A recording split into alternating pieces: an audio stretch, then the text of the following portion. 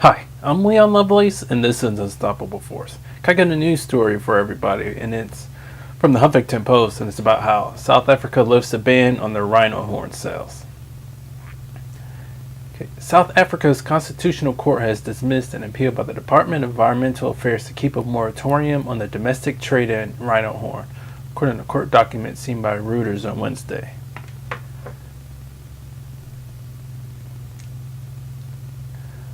A global ban on the horn trade, which is regulated by UN convention, remains in place, which means horn acquired legally in South Africa cannot be exported from the country.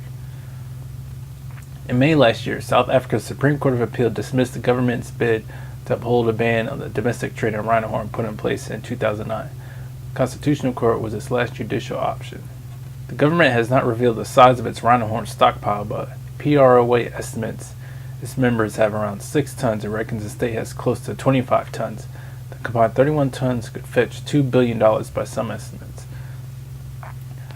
So what plenty of people are going to be worried about, me included, is that when the state starts selling these, or whichever companies start selling these rhino horn, which really does nothing but it's because it's often used for medicinal purposes in the Eastern world, especially in Asia.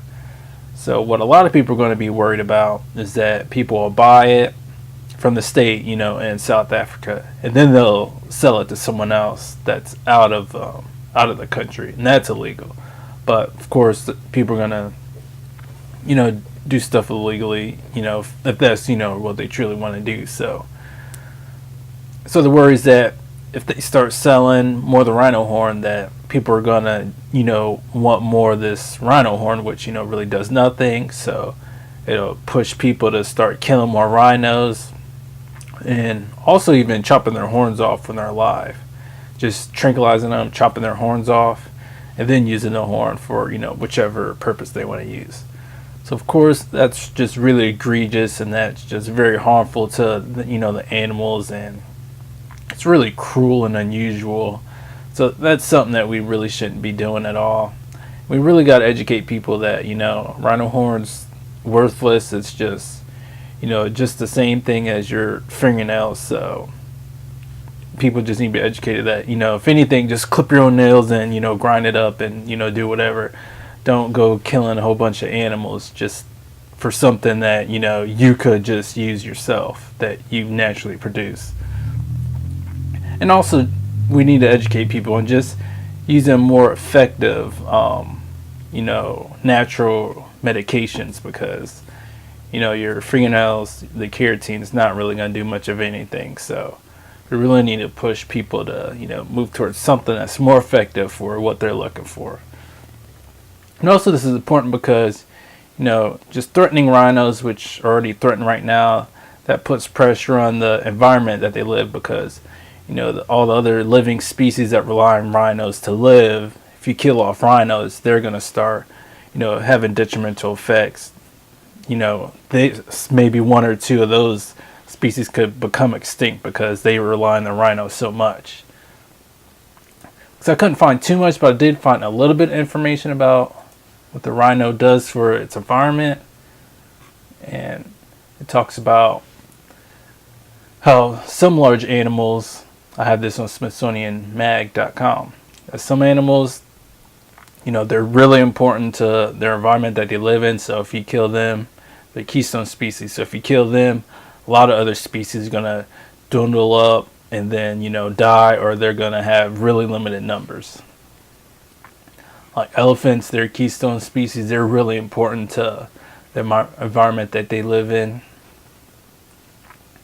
Apex predators like wolves, they're really important to their ecosystem because they regulate the populations for the prey that they eat, especially like deer and other medium to large mammals, that kind of thing.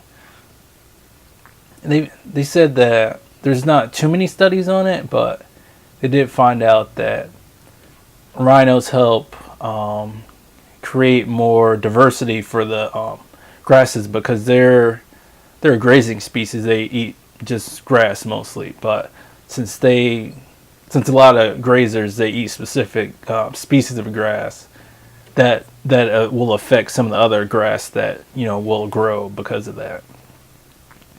So they did a study and found out that the rhinos, they have a huge impact on that, because it said there was 60 to 80% less species of grass where the rhinos did not live as compared to where they did live. So that's really important, because the more species that an ecosystem has, the more resilient it is to any, natural disasters or even man-made disasters, where, if other species die off, numerous other species could take its place and that sort of thing. Or just from drought or floods, that the more species that live in the ecosystem, the more resilient it is to make sure it can bounce back up once any, big event happens. So it's just really important to try to make sure we don't kill off any species, just to be sure that we keep all the ecosystem just nice and a great balance, because the ecosystem does a lot for us. So we just want to make sure we preserve that as well as we can. Alright, so thanks for watching. Don't forget to like the video if you like it, subscribe. Also, don't forget to check out my GoFundMe account, because I need funding to make sure I can keep making videos for you guys. Thanks.